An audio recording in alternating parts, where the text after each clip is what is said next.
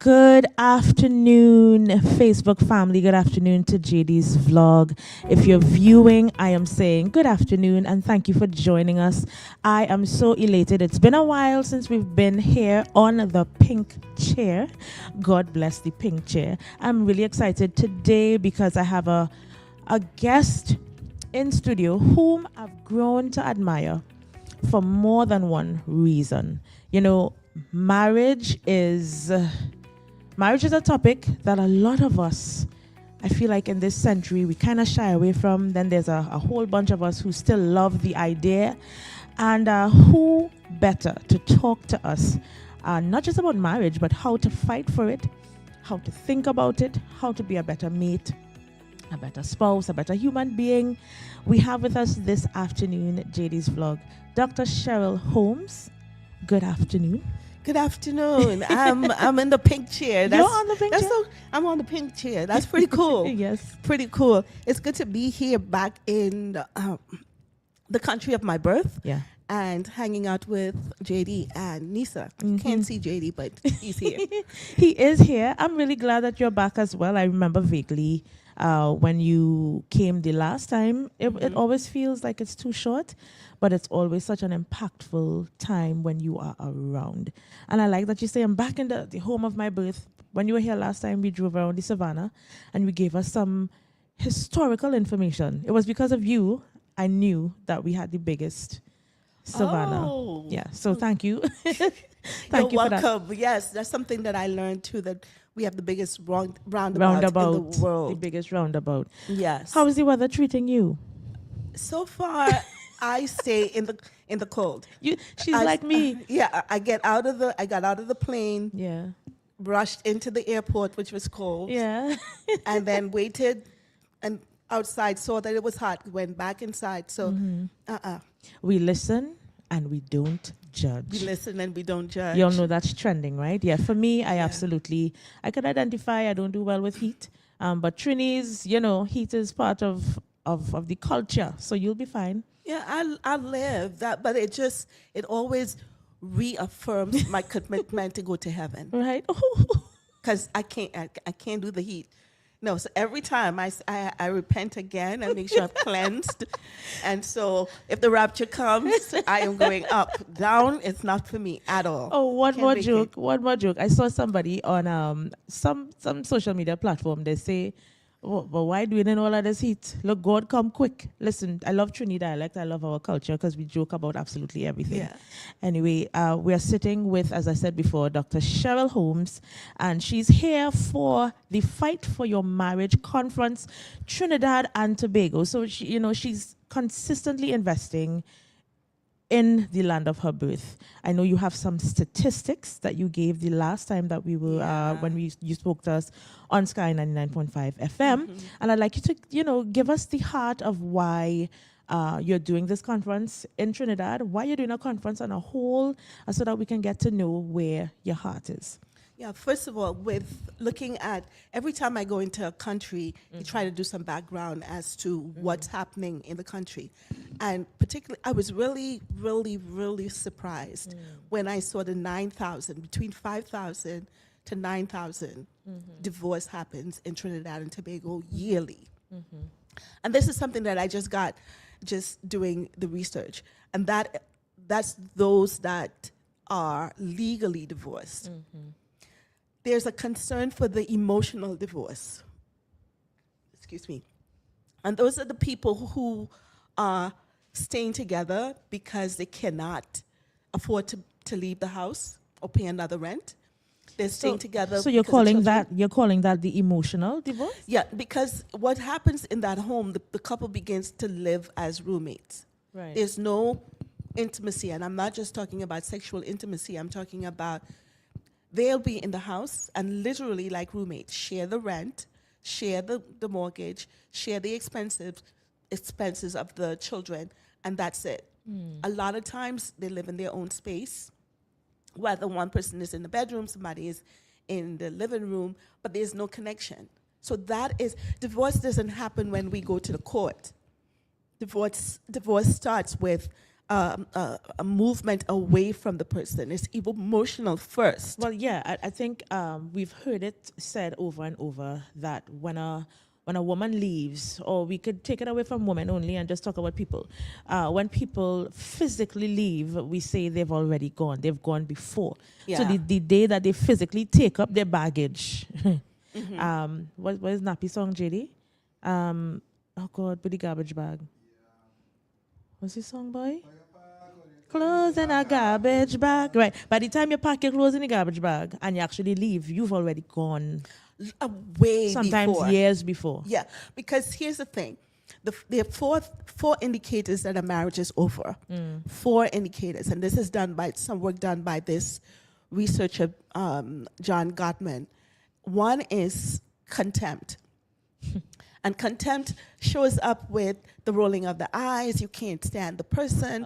When the person starts talking. Now, you find relationships, a lot of relationships may have segments of it, but it becomes the norm. Like the person comes to the kitchen, you're washing dishes or whatever, your spouse comes to the kitchen, you're just like, oh my gosh. You're just aggravated by the person. By the person's presence or their voice, and you start mimicking them. Sure. Like, yeah, whatever they're saying. What? And this is research based. The second thing is criticism. So there's a difference between criticism and complaining. Complaining would be, hey babe, you forgot to do the garbage. Criticism has a lot of you, and name calling. And every little thing, nothing passes. If they're supposed to say is when it's are, criticism. And it happens over and over again. The third one is defensiveness. Now, defensiveness sneaks up because defensiveness happens when, let's say, JD left his plate on the counter. And you say, JD, I thought we talked about this, babe. It'll be nice if you put your plate in the sink. And he responds by, you talking? You saying you should. How many times did I have to pick up your plate and put it in the sink? Tit for tat. Yeah. Kinda. So defensiveness doesn't take ownership. It's not him saying, you know what, you're right. I should have put it in the sink. Defensiveness always looks for the fault. So when you point the fault out on you decide, I'm not even owning that. Let's talk about your fault. But yeah, this is something actually quite normal in, I would say, most relationships. Not so? I mean, JD would always talk about, what the Bible says about it's better to live on a rooftop than with a nagging wife. And I like that you went there because in my estimation, when it comes to communication and how you said it so beautifully, let's just use the issue of a plate being in the wrong place. So, okay, women are not the only people that are supposed to nurture a home. That's my opinion. So what I've discovered is a lot of people are cultured differently.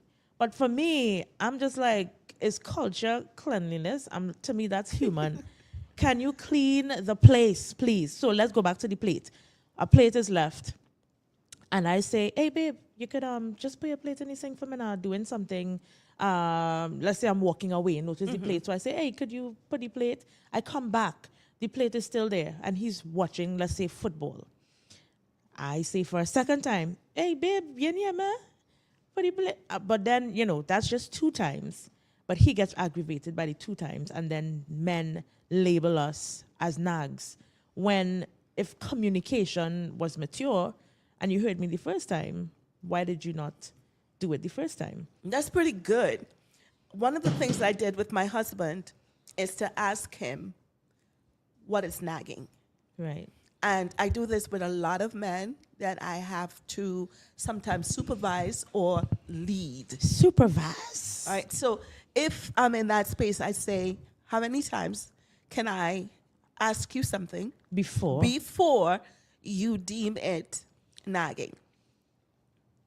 So that is something that you want to set up, because in that scenario, a conversation needs to be had where, hey, babe, is there a reason that you didn't respond to my 2 requests to put the plate in the sink? So now you're asking.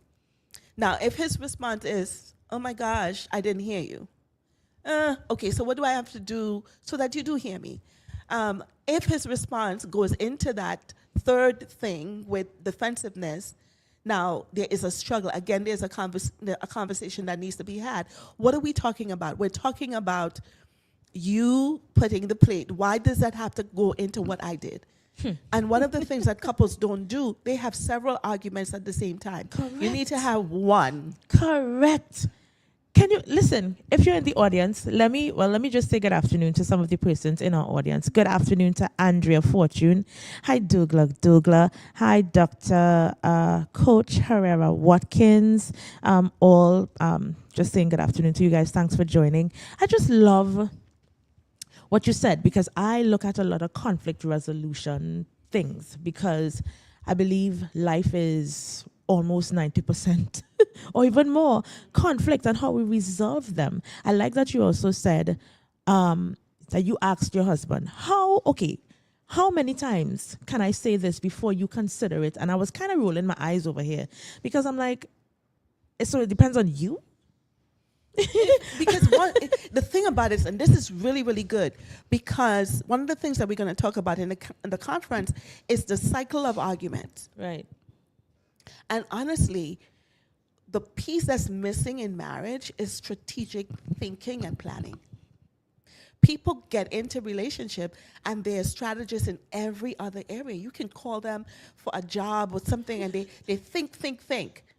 People leave their brain on pause when it comes to being in the marriage. Not your brain on pause. Yeah, the brain on pause. The brain on pause.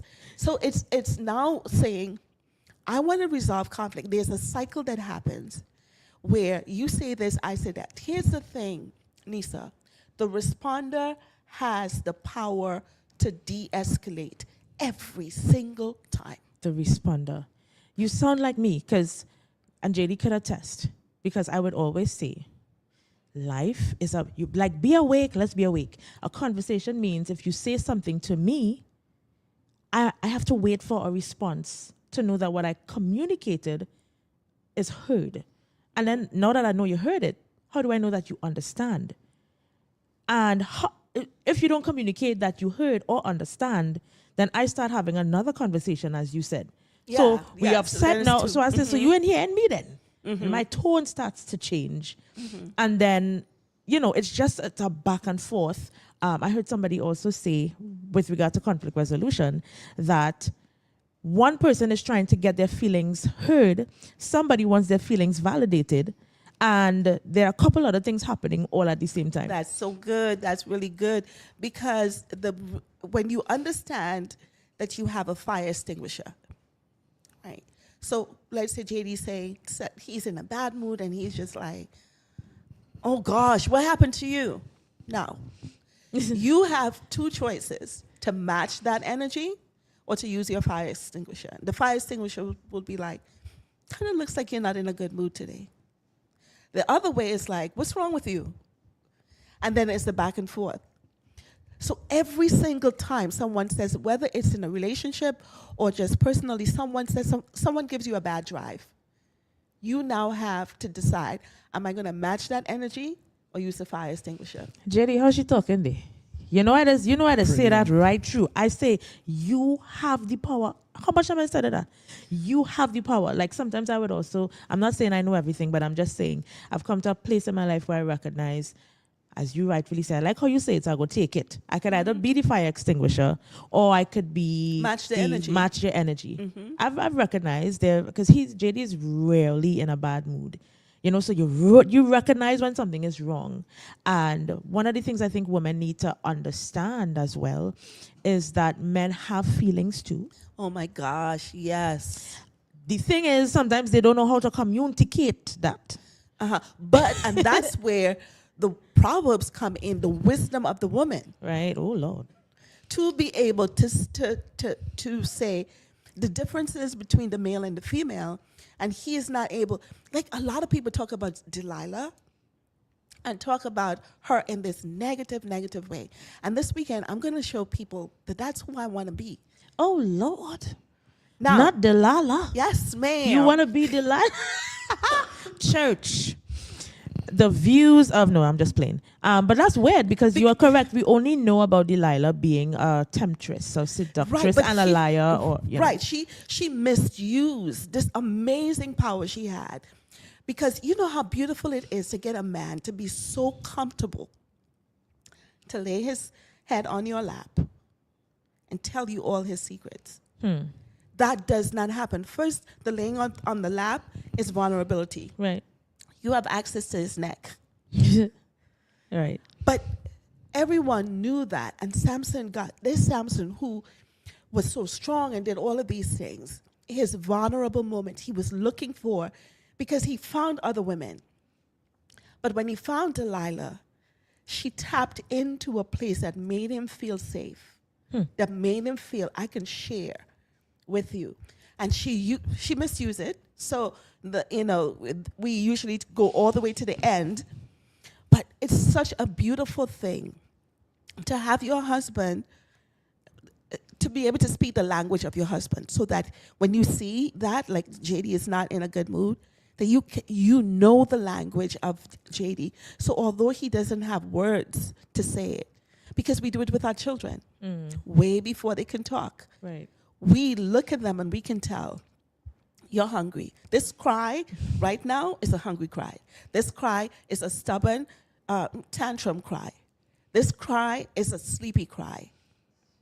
But when it comes to, and that's the gift that God has given to us, and it's not supposed to only be activated with our children, but also activated in our relationship. But that's another thing. I love how she said it shouldn't only be activated with our children. Good afternoon again. Dr. Trisha Herrera is saying she loves your responses. I'm sitting here and I'm thinking, Lord have mercy. How is she able to just respond so articulately, so honest? And so, I don't feel like you're reading from a book to me. You feel human, and I feel that's important. You were going to say something? May I ask a question? Or sure. Could probably be answered later on. Is it possible to marry the wrong person? And if you do, or if that happens, do you have to stay with this person? That's really good. That's something we're going to be talking and demonstrating. Now, there was a time, and I'm a student, I'm a forever student, and what it means that if you meet me, if it's 11:30 now, by 12 o'clock, I can change. Because if I read something, if I see something, if I research something, I'm going to change. Lord, listen, I don't think people understand how powerful what you just said was. It speaks to the dynamic of the fact that we are ever changing. So I'm not going to hold on. So there was a time that I felt and talked about, you can marry the wrong person. What happens if you marry the wrong person? Now, when we understand scripture, the yoke, who God yoked together, the yoke is the system of marriage. The system of marriage is perfect. Right. When you think about a yoke, and God in his wisdom talked about the yoke and talked about the ox. The oxen, they're not perfect. The system is perfect. The system of marriage is perfect, and it works. The people who are in the marriage, they're the ones. The reason someone can say, I married the wrong person, is because they're evaluating compatibility, the personality types. Yeah. Now, when we go into a job, the job can be horrible. Don't like your boss, you don't fit or whatever. What do people do? They learn, they adjust. You know why? Because they want paycheck. You want that money. You got a fridge. Yes. You got a refrigerator. You got to pay off. You got your mortgage. You got to pay off. You're going to stay in that job. You're going to stay in that job. And what you're going to do, you're going to look at your boss and say, my boss likes coffee. So let me pick up a coffee at Starbucks. And what you start doing is working so that it works. Yeah. So I believe that even if people come together and initially they don't match, they can work on that. I absolutely love that, because the culture of the world today, because we know we have escape routes. Yeah, we do. The fight is less fighty, right? So what I've learned in my journey because you guys know my story on JD's vlog. My story with love has been horrible. And I remember when I was no longer somebody's wife, and I said to myself, wow, it's strange that I now have what I feel like is a better book bag of information, but nobody's going to see me because I'm already washed up. I'm already used, you know. So I remember telling God, I may never get the chance to be a wife again, but it's in that period where I recognized that marriage is lovely. So I didn't have it. But because I lost it, the saying of, you know, you don't miss the water till the well runs dry. Right. It's exactly true. I lost it, and then I started to see the value in it.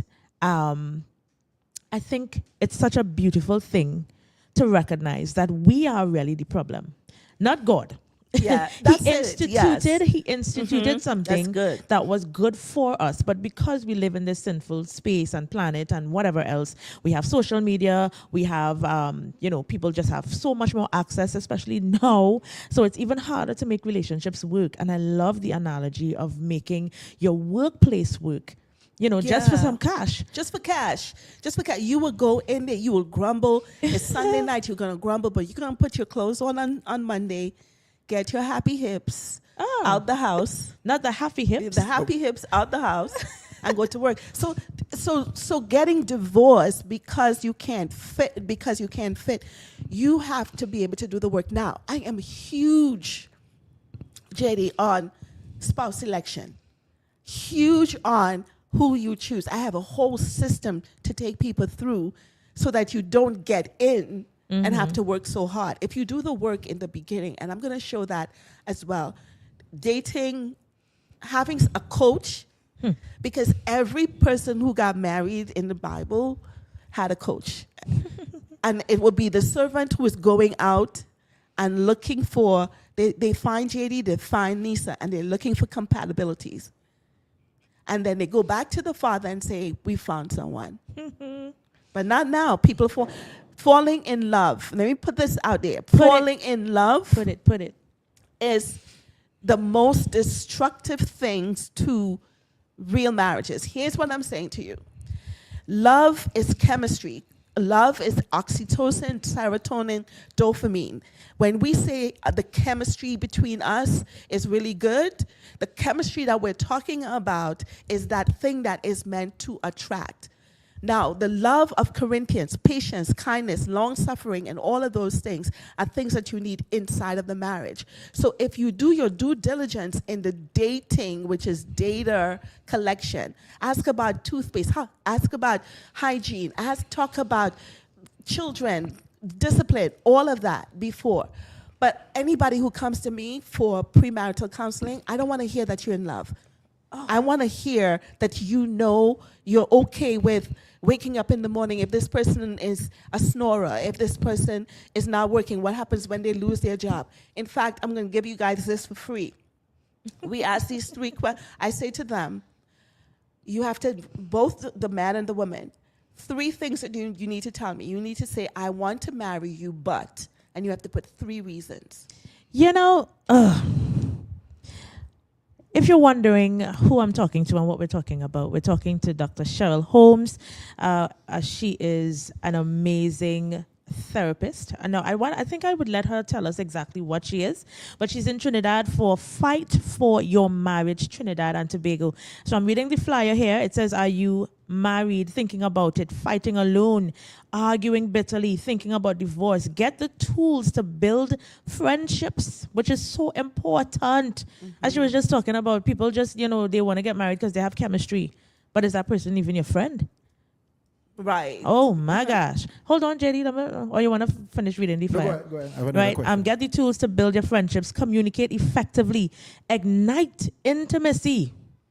You only know we think intimacy is just when we reach inside of there. Yeah. All right? It's so much more. Improve sex life, divorce-proof your marriage. So she is the conference host, and I'm so elated to have her with us today. We have quite a few persons. I saw my friend Jade Duncan in the comment section. Good to have you, sis. I'm still seeing Trisha is all over this post. Hello, Nicole. Nicole James, good to have you here. JD, you were going to say something? Yeah. Of course, I'm sure you hear the question all the time, especially in church. When persons get married, they may not have had detailed conversations about intimacy. So you get married now, and then you realize, well, wait, I married a freak, and they like oral sex, or they like, the woman say, well, I like it in my bottom, you know. You want to explore that? How does the husband say, well, I'm doing it, or they're not doing it? This person don't want to do it, and now it becomes a problem because they're looking for somebody who as freaky on them as outside or something. How you deal with that when it comes to one person don't want to do married, it? So Yeah, one person don't want to do it. I like oral sex. You know much women be in church and I ain't doing that icky. You know, vice versa. So how does one deal with that now? Do you tell your woman, well, you had to do it because it's your marital duties? Well, I don't know. Sometimes when especially in Trinidad, I get into a lot of trouble when I talk about sex because I'm a licensed sex therapist. And there's some things that someone met, I was speaking at a church when I came the last time, and I think she blocked me and everything. Oh, Lord. She said, I was saying to her, this is not in the Bible. She was like, not because it's not in the Bible, it doesn't mean it's not sin. And then that's where the conversation ended. But here's the thing.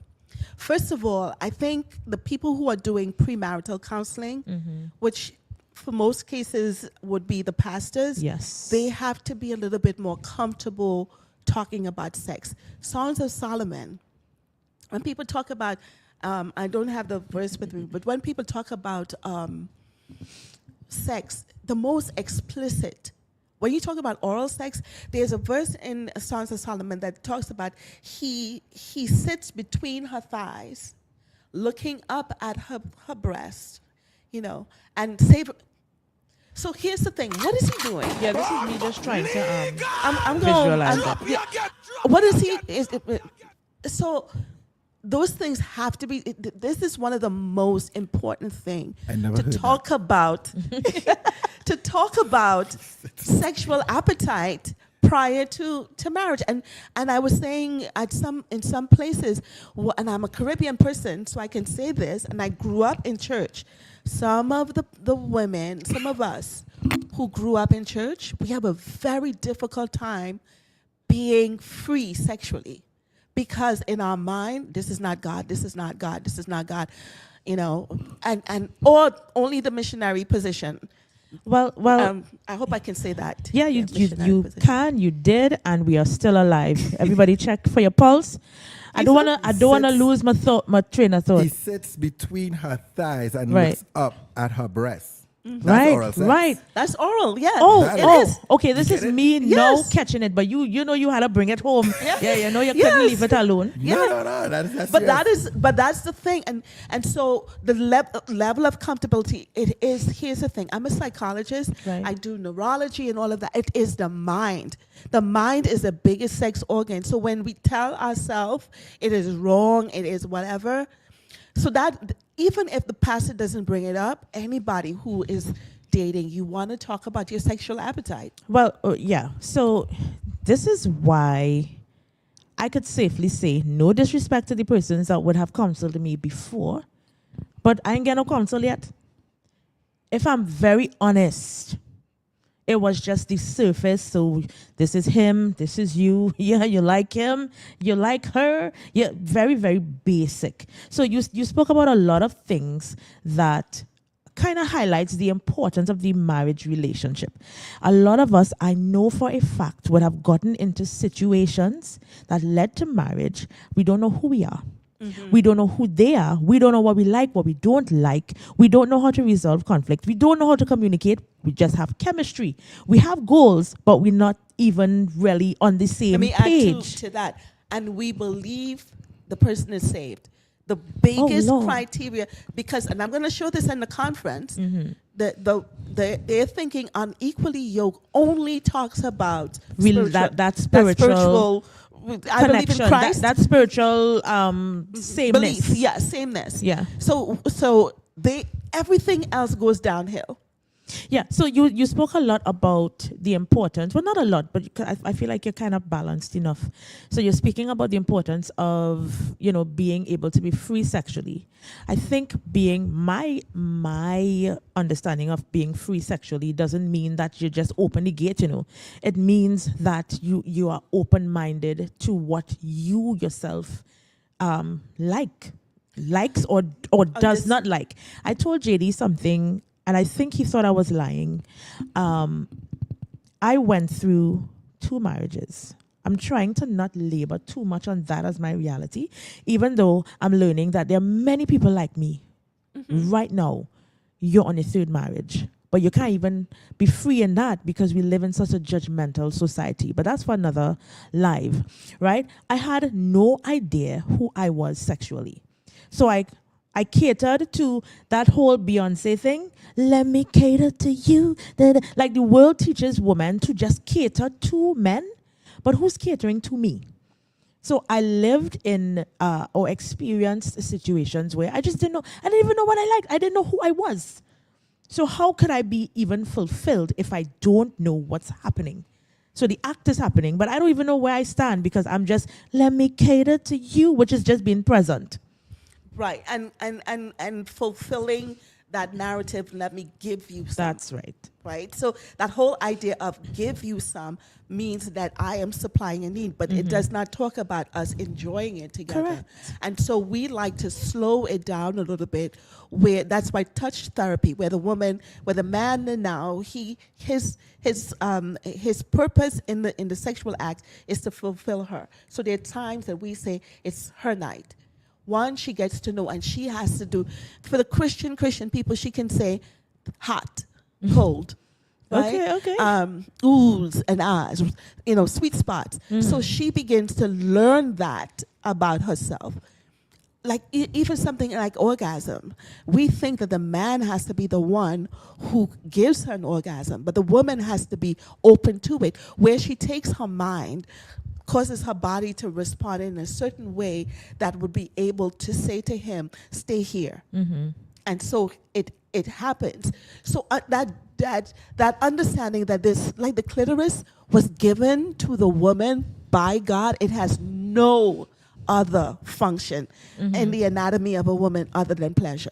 So I can see God creating the woman. I was doing some study this morning and then deciding, because remember, he says, it's not good for the man to be alone, so he's creating her, all of that for him.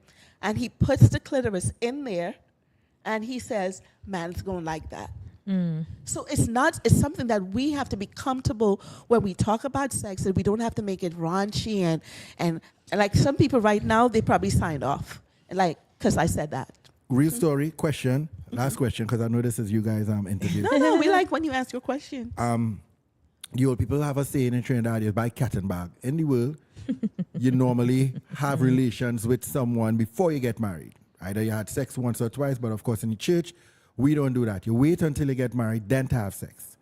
Friend of mine told me that, of course, she went through that system, and when she got married, her husband's penis was extremely small,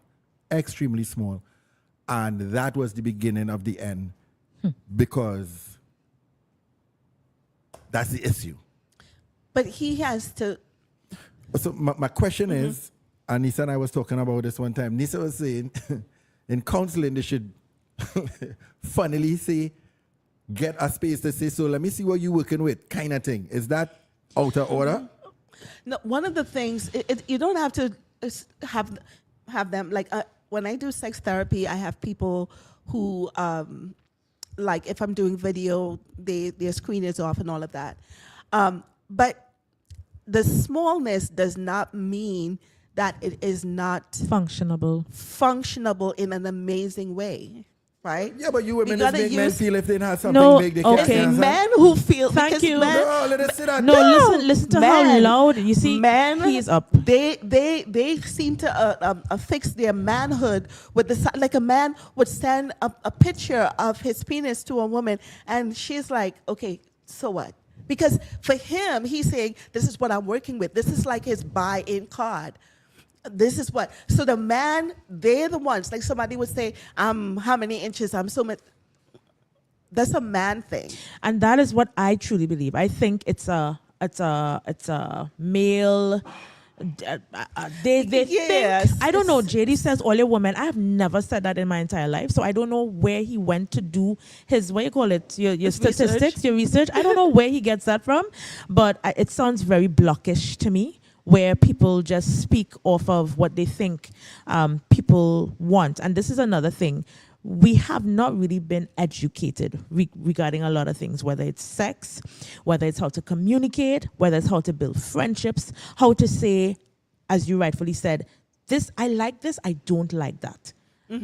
Because when it comes to any relationship, especially a marriage, where you have intimacy drawn into that conversation, if you cannot be as raw, respectably raw with your spouse, about anything from cleaning the bathroom, toothpaste, the hours you go to sleep, you take a shower, if you your take a breath shower. smells, whatever it is, we kind of live like, I'm not sure we understand what God gave us, the jurisdiction I like that. of Yeah. the freeness of that marital space.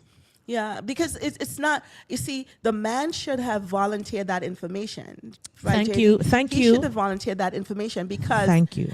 there's one client that said to me, when the guy finally took his clothes off, she's like, "Where's the rest?" That's what she was saying to him. But one of the things that Damn. a lot of Christian people don't agree with, I suggest to people that they go on a vacation together. They don't stay in the same room. Right. Because one, they have to be able to see if they can tolerate each other longer than a 2-hour, 3-hour date. So let's say you guys go on a trip to Tobago. Right. It's a long day. Again, I am not talking about cohabitating or anything like that. Right. I'm talking about watching this person for 24 hours for 3 days, because a lot of us, I'm going to say a lot of us cannot act for that long. And this may sound funny, going to the beach. Because going to the beach, the swimsuit kind of shows some stuff. I know one person, oh my gosh, I'm going to get in trouble.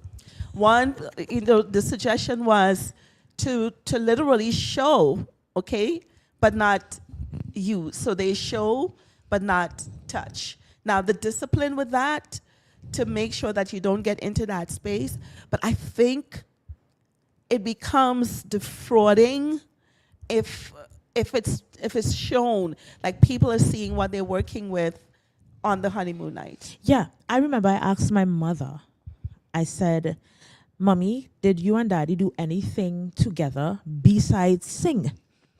Because Mommy, they were part of a band when they were younger. Very, very ironic. So Daddy is the keyboardist, Mommy is the singer, and they all over the world. And this is what they do. So they like each other. Hey, you sing, I play, and we're doing this so many times. They eventually get married, but it didn't work out. And I would hear Daddy say stuff over the years. I love both of them. God rest their. The marriage didn't work out. But, Daddy would kind of make jokes with Mommy. You're still loud, so girl. So in my mind, I'm like, so did you not know that she was loud before? Yeah. Because you only know her, and now let's have. So she walks up. So the minister, the entertainer. But do you know the human? Do you know the person That's outside of? Oh, JD is signaling that we are. Yeah. One quick thing, though. One of the things, and a lot of women don't like when I say that, with couples with gender differences, women pretend a whole lot more. With what differences? Gender. So in relationship, a man would show up in terms of his physical and thing. He would more than likely show up more real. A lot of women, coming back to the Beyonce thing, would become who the man is. So she starts liking, she says, I like basketball. He likes basketball. She starts You liking like basketball. Basketball. She's doing, until they get married. Because then he's trying to take her to a basketball game, And she she's don't like, want I to never go. like it. I don't want to go. Yes. I'm an introvert. So, guys, as I was saying before, JD was signaling for us to have a little break. We're speaking to Dr. Cheryll Holmes. We're talking all things marriage, good, bad, ugly. It's the Fight for Your Marriage conference. It's happening from the 5th to the 7th of December 2024, it starts tomorrow. Is tomorrow still free? Tomorrow night is still free, yes. So tomorrow night, it's give them some details about where, and you can go into 5 to 7. Yes, it's from tomorrow. The conference is in Chaguanas. It's at the Levi Duncan Convention Center. Mm-hmm. It's 133 Edinburgh, Chaguanas. Chaguanas. Yeah, Edinburgh, Chaguanas. And tomorrow night we've made it free so that you can come hear what we're talking about. Tomorrow we're talking about how did we get here. And I'm going to bring us going from Genesis all the way to 2024, showing you how did marriage get to where it has gotten to. We're going to have some exercises and we have a saxophonist that's coming, Grammy Award saxophonist is going to be there as well. And then we're there all day Friday, several workshops. We're doing touch therapy. We're talking about how to apologize. We're doing men only session, women only sessions, and then Saturday again, and we're ending with a prayer and vow renewal on Saturday evening. Doesn't that sound amazing? What caught me is, every part really. I love when she said how to apologize. That's something I learned in this marriage. Some of us think that just saying sorry, you say it, I said it. I don't know what your take on it is. Yeah. But, I've been one of those persons. I would say, I'm sorry, but, and then I start to explain. Sorry should never have a but. And a real sorry says what they're sorry for. So, say that again. Okay, so I am sorry that whatever the infraction is. So I am sorry that I yelled. I know that yelling makes you feel uncomfortable, unheard. And I apologize for that. Because when someone comes to you when you're mad and they say, hey, I'm sorry for hurting you. The possibility of that reoccurring is augmented when they do not identify what they've done. So inside of that sorry is saying, I'm sorry for leaving the plate there over and over again. I'm sorry for sitting here and watching TV when you asked me to do something. Because that says to the other person, hey, they got it. Right. And the way the brain works, it makes it less likely that you would do that same thing again. JD, what do you think about that? I hear you. Yeah, I know he's saying. Sometimes they say, man, you know what? This is narrative. Man, just say sorry if you're wrong, you're right. Happy wife, happy life. So sometimes you're eating up yourself and say, I know I'm not wrong in this situation, But let me just say sorry because. Right. But in that case, you can validate the feeling and not, because saying sorry doesn't mean that you're wrong. So if the thing is happening, now the person is mad, I can understand. So the apology is that I understand how this could make you feel. Like if you're saying to NISA, listen, you always yell at me, you always scream at me, that makes me very uncomfortable. And NISA is saying, hey, I apologize because I can see how that makes you feel. Okay. As opposed to, hey, I'm just sorry. And then she says, you know what? I am going to try to do better. However, the things that I want to talk to you about, you tell me what's a better time, place, and tone that will allow you to hear what I'm saying. Awesome. I'm not perfect, but I just think she sounds like me. Break. Guys, we'll be back right after this break. Hi, this is Dr. Cheryll Holmes. I am a psychologist and family therapist. And I want to tell you about this conference that we want to have in the land of my birth, which is Trinidad and Tobago. It's a conference that we're calling divorce prevention, or more specifically, fight for your marriage. Fight for your marriage. As many of you pastors would know, we have an epidemic of divorce that's happening. And what's even more scary, not only are people getting divorced, but we have a lot of people who may stay married, but they are in emotional divorce. There's no authentic and true connection that's happening. This has to be a concern to you. And people are getting divorced for reasons like irreconcilable differences, which goes against the principle that we have and the understanding that we have that Calvary is all about reconciliation. One of the reasons I feel compelled to do this is not just based on my academic qualifications. As some of you may know, I hold 3 doctoral degrees, one in theology and the other in mental health and psychology.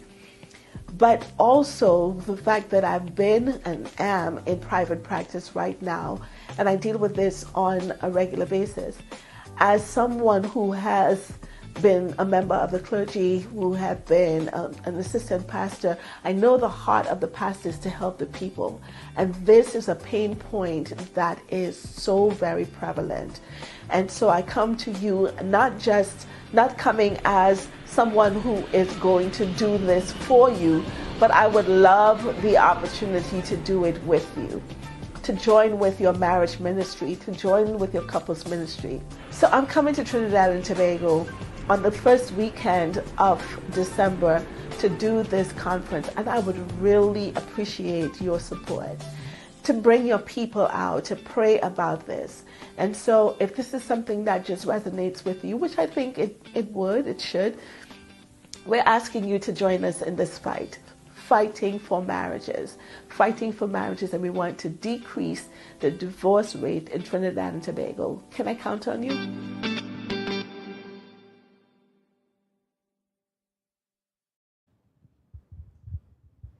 All right, good afternoon to all our viewers on JD's vlog. It's NISA. Well, JD's in the background somewhere. I'm speaking to the beautiful Dr. Cheryll Holmes. This afternoon, it's all about the Fight for Your Marriage conference hosted by Dr. Cheryll Holmes. It's happening from tomorrow, the 5th of December to the 7th of December. Of course, just going to read a few details on the flyer that I read before, but if you're just joining us, you've got about 20 minutes or so with us left. Are you married? Are you thinking about getting married? Fighting alone, you know, it's not cool to fight by yourself. Plus, you look kind of crazy. Are you arguing bitterly, thinking about divorce? This conference should be what would I want to use? Instrumental in giving you the tools to build friendships, communicate effectively, ignite intimacy, improve your sex life, and divorce-proof your marriage. Dr. Cheryll Holmes. Yes, this is a time that we want people to focus on building their relationship or rebuilding their relationship.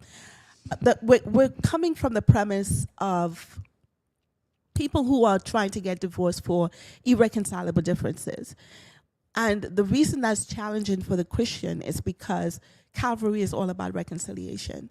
There's so many times that I do this on a regular basis. I wake up in the morning and I see clients over and over again. And so you see patterns. And one of the biggest challenge with fighting for your marriage is the person who's coming to me is coming to me saying, fix my spouse. Right. Because, and one of the things that you were talking about, I'm now doing a master's degree in conflict resolution, not because I had to go back to school, but because I wanted to get into the nuances of what this is like. And one of the really important things that I learned is that conflict is seldom external. Conflict is internal, and we take it with us. So many times we're looking and we're saying, the person I'm with is argumentative, they don't listen, fix them or whatever. But if we realize some of that conflict is happening with our family, with our friends, and when we begin to see conflict is inside, some of the views that we have, some of the things that you said, NISA, that we don't know ourselves. So we don't know what we like. And we're going to have people at this conference do this. When you ask an individual, a couple, to write a definition of love, what is love? I have not, in my 17 plus years of doing this, have a couple that wrote the same thing. Now, if you ask for a definition of water, it's similar. Of a house, it's similar. So it means that these two individuals, they're speaking different language. When I say you don't love me anymore, I'm talking about it based on my definition of what love is. But I have not communicated that to you. And we're expecting because and we say that you're a grown man, how you don't know how to treat a woman? Nobody taught you. Can we stick a pin in that? That's one of the things I learned. I told JD when we started this journey, I remember using words like, we are now going to create our own culture. Yes. Because the culture or the cultures that we had before clearly didn't work for us, all right? So how do we create a culture for our home that is going to make our home, that the home that we come back to, the relationship that we say we want forever, how do we create that reality? That's so good. And it's, you know, you have to, look, this is what we did last time. This is what I did last time. This doesn't work. So, you know, we are able to say, I don't like when people speak to me this way. So we might joke around and say, oh, yeah, not that. No, this is the last house. This is not this house. I like that. We ain't doing Yes. that. We're not doing that here. And in the beginning, I was afraid to do it. But I recognized that I needed to. No shade to JD, no shade to men or anything. But sometimes it feels like women are the ones who more or less want to fight for the marriage. What do you have to say about gosh. that? I was, remember I told you I changed a lot. So come February of this year, I started on TikTok. Oh. And I started the divorce prevention and started having a monthly meeting, a free meeting with everyone. And what was really super strange to me, that most of the people who were coming to me were men. Oh. It really blew my mind Okay. because they were coming saying, up to this week, and we have men who are coming, and they're like, I messed up, my wife is gone, my wife is Right. gone, my wife is gone. And so it's not, I think what a lot of men feel that back in the day, the women stayed. I grew up in Trinidad and Tobago, and knowing that a man had a family that he lived with and a family that he visited was not strange. So, and then you find out that this person over there is a brother, is your brother, is sister. So the woman have accepted, and I'm not saying accepted like if he is liking it, but Yeah. we've tolerated it. We were conditioned, the female was conditioned to just stay. To just stay. Like, and stay with, so the man will have a child outside, and sometimes I've even seen the wife begin to take care of that child. Yeah, no. Turn that around. Yeah. It's not happening. It's not happening. And I like that you went there. I know we have a few minutes left. I like that you went there because a few months ago in Trinidad, there was a very popular TikToker who's a friend of ours, and he basically went negative viral for saying something about, one to the days when, women used to want this, when they wanted to be a wife and a mother. And, the nation was so divided. And, when it's loud, that's when I get quiet. And I listened. I knew what he meant to say because I understood where he came from. But I felt like, and I would tell JD and other people that are willing to listen all the time, we have a choice now. Yeah. And women are braver. Now, having a choice and taking it doesn't mean that you're feminist. There's a stark difference, I think, in negative feminism and just embracing your femininity. That's good. And addressing yes. humanity or coupling humanity with that. I have a choice now. And because of how life has changed, we have to do so much more as women. So we have to work. Sometimes we work, like I work with JD. So by the time I come home, you really want me to go and clean chicken, this, that. Do you really want me to do that? Really? I mean, I could. I might get through Monday, Tuesday, Wednesday, but I may not be able to get through the rest of the week like that. Does it mean I'm feminist? Does it mean I don't like my role? So I think how you said that was also very important. We were conditioned to stay, but now we have choices that we can make. I just made a post because, again, I'm looking at research, and the whole idea of a woman wanting a man to take care of her has shifted, because by the time you get to 30, 35, 40, you've done the hustle, you've gone through school, you've made your million or you've made your money, and you've bought your house and have your car and have stocks and bonds and all of that. And so this man is coming and he's saying, in my dating days, I remember this guy coming to me and he said, I don't know if Trinidad will understand it. He said, I have Section 8. Now, Section 8 is like welfare, like social services. Okay. And he says, I can share that with you. At that point, I had my own house and everything. Poor. So he's just, that's exactly. But the whole idea of let me come and save you Yeah, it's not has the to be same. shifted in the mindset of the man. And it's not feminism. It's that women are taking longer to get married, and in that time, they're building themselves. And so they need companionship. They need partnership as opposed to dictatorship. Beautiful partnership as opposed to dictatorship. And real quick, that whole idea of male leading, the lack of, is part of the curse, and I'm going to show you guys that in Genesis. I'm gonna show agreeing. you. I said that. I've been saying that. I've been saying that. What is that? It's part of. Say it again. Yeah. Doctor. So what happens if you look in the Bible? Adam and Eve, the Bible kept saying they would rule over the sea. They would rule over the things of the earth. The only time that Adam became the head is after the fall. So before that, They were equal. they were equal. In terms, there was no hierarchy. It was God and Adam and Eve, and they had the commission from God to go and do things together. But after the fall, that whole thing, and I am all for patriarchal leadership, right? I love when a man leads. But I'm saying that that's also happens after the curse. It wasn't God's initial intent. It was the fixing of things after the fall. But we know we be strong. Yeah. I'm just saying. I know we are about close to out of time. I have so many more questions. I want to Yeah, know about man. if a man living with a woman and she makes more money, if he feels Emasculated. and so many different things. But I guess we have to ask at the conference. At the conference, yeah. This is not going to be the same kind of conference where you just sit down. People are going to be like, not because I'm the most brilliant in the world, but because I think that in the season, there's an anointing that's on me that God wants to communicate some things specifically about relationship.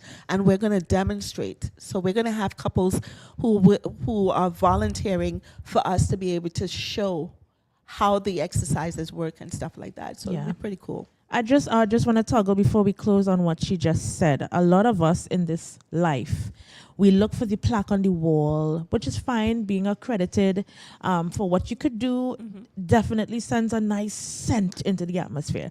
But she said something so very powerful that I don't want us to miss. God can anoint you for a particular season. Yes. And there's absolutely nothing wrong with that. The credential, I remember when I was going to get my business registered, and one of the things I put down was God gave me this gift. And I know the person was like, God gave you this gift? I'm like, that's what I put. I'm not changing it.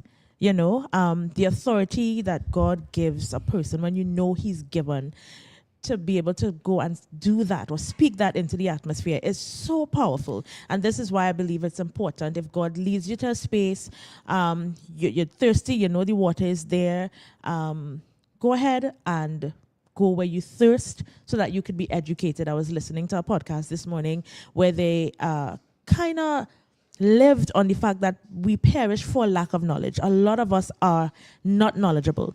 We are living lives, we are ruining our relationships, whether it is our eros relationships or our agape relationships, by just not being knowledgeable. We don't know who we are, we don't know who we're interacting with. And this conference, for me, I may not be able to go to all the days, but if you've been with us for the past hour and 20 minutes, and you heard something that you liked, and you're able to, invest, you give us the ticket information after, whether it's you, somebody we're encouraging groups to even, come through, because a healthy marriage contributes to healthier relationships, healthier households, healthier countries. a healthier world. If you're dating, you could come through to this as well, right? I want the people who are dating, and even the people who are fighting for their marriage and their spouse is not fighting yet with them. This is what I've been working on since February, and so far we have 152 people who were fighting alone who have been able to reconcile their relationship, giving you some tips as to how to win your spouse back. So that's what we're going to do as well. Awesome. NISA, give them the info quickly one more time. I want her to give the ticket information. Nice. So the ticket information, the only number that's in my head right now, get to JD and NISA, because they have tickets for $1,000. We've discounted it for them. The other people have $1,500, but if you can connect with them, even if they run out of tickets, they'll take your name and we'll be able to be here. This should be your Christmas gift to your marriage. Give this gift to your marriage. Awesome. Yeah, man, guys, thank you so much for joining us. It's always too short. If I do say so myself, I had a great time. Thank you, Doctor, for passing through. Thank you, JD, for being behind the scenes. You all know where you can catch me next. I'm going to get ready to head to work now. If you listen to radio, you can catch me from 4 p.m. to 8 p.m. on Sky 99.5 FM Reloaded on Drive Time, the Gridlock Squad. Good afternoon. Have a great one. See you next time.